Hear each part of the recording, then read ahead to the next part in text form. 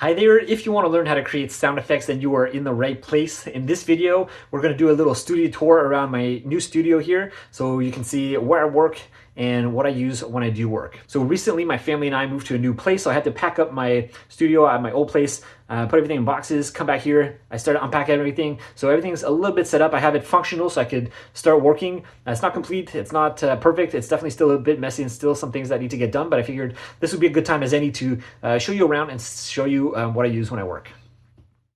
All right, so like I said, we just recently moved in, so I still don't have my sound panels up here. I'm gonna have one up on this wall here, one in the corner, two behind each of my monitors here, one in that corner there, and then I'm gonna have a last one over here.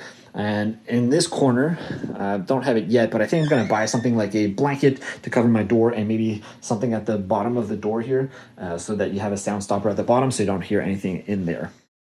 But yeah, that's kind of the sound proofing that I'm going to do in this room. Maybe I'll put something on the ceiling, and then also maybe I'll have something on the back wall here just to diffuse the sound a little bit. And what you'll also notice is that I also have a carpet on the ground that I used, and that helped a lot to kind of break down some of the sound that was in this room because it was a little bit resonant. So one of the reasons why I picked this room is because it was probably one of the quietest rooms in the house. The other option would have been like a basement room, but it was right beside the furnace room, and there was a window which was also right beside the AC. So during the summer it'd be loud, during the winter it'd be loud with the furnace going. So I figured, you know what, maybe it'd be best to be up here. It's a bit smaller up here, but I get a nice window here for sun, so it'd be a good place to work. All right, why don't I show you a little bit of what I use for my work here. So as you can see up here, I have two monitors. I have I think a 27-inch there, and this the big one here is a 27-inch. This one here is, I don't know, 22 or something like that maybe. Anyways, they're two different sizes, which is kind of annoying, but eventually I got used to it. But yeah, so this is my secondary monitor here, and then I have my main monitor, which I use there. Here for my microphone, whenever I'm doing videos or voiceovers or voice sound effects, stuff like that.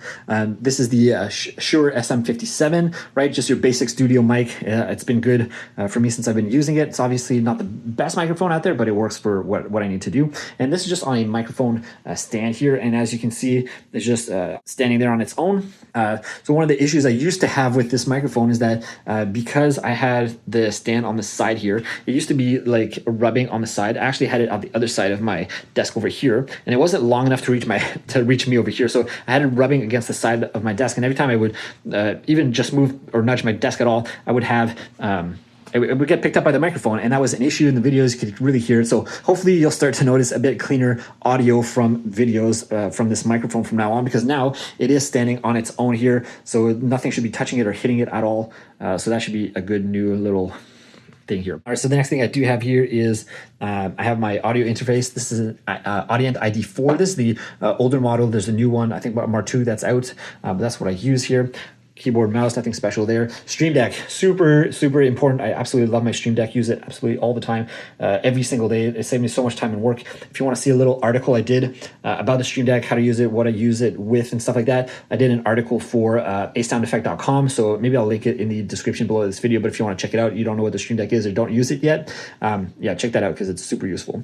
Here you'll notice a little overkill from my microphone. I have a cloud lifter as well as a Triton Fathead going to my mic here for the SM57. I realized it's kind of an overkill, but I was testing it out at one point for the mic here, and eventually I just kept both and left it on. So anyways, I know I could probably get rid of one of those, but that's just how it is right now.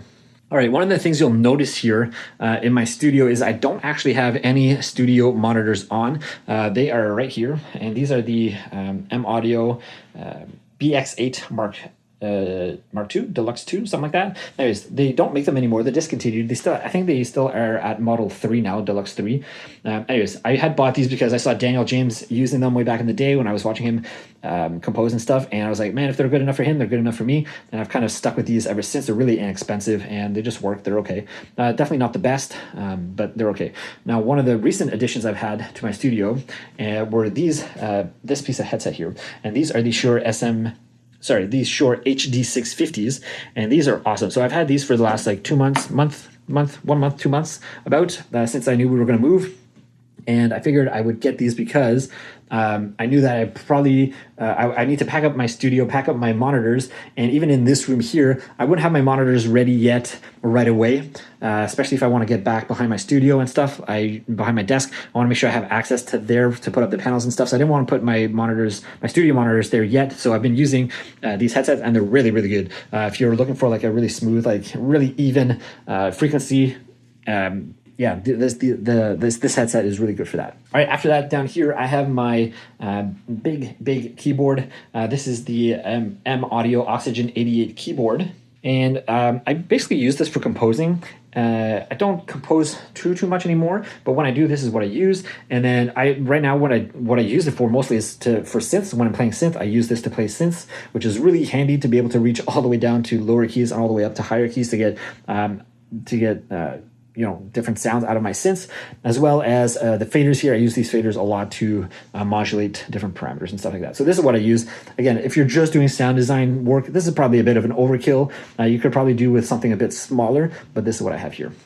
All right, next here in my studio, I have this little desk here, and I really like having a side table here just to work, to have papers to write something down. Like right now, it's obviously a little bit messy. I still have to put stuff away here. So I got my cables here for my studio monitors and stuff, and more cables here for internet and other things that I haven't set up yet. But yeah, this table is normally clear, and I usually like to keep it there and like that to just have a place to put things down and write and plan, or just if I'm planning for meetings or planning for YouTube videos or whatever it is that I might be doing, it's a great place to have it.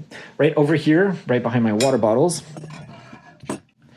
right here, so I have a little like charging station, and I find this really useful to have it on my desk, and then I can charge whatever I need to charge, whether it's microphones or whatever tech equipment that I might have. I like to charge that here, my phone as well, so I can do that there. Right on the ground here, I have my case where I keep my recording equipment. This is like my contact microphones. I have in there the Loam Geofoam.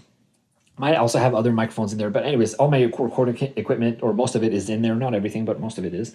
And then after that, up here, I have my camera. So this is the Sony ZV-E10 camera. This is normally what I shoot to do my videos. Right now I'm just on my smartphone, but yeah, this is normally what I use to do videos, and then obviously I have it on a tripod. So it's kind of overkill maybe in this room to have such a big tripod for this camera, but in my previous house, it made sense to have it. I had it like behind my computer. So anyway, so you'll probably see a different perspective when I'm doing my videos now, but yeah. And then after that, back here, I have my kind of wall where I keep all my stuff organized and everything. So I have backup keyboards, as you can see up here. So I have like a really tiny MIDI keyboard up here if I ever need it, and even another one up there in case this one breaks. So this one was more supposed to be a travel one. This one was a backup one. It was a used one that I found at Long & McQuaid, I think it was. Yeah, Long & McQuaid. It was really inexpensive, so I was like, you know what? If I ever need a backup, might as well get it now, because it could come in handy, especially if I have project things and I really need it.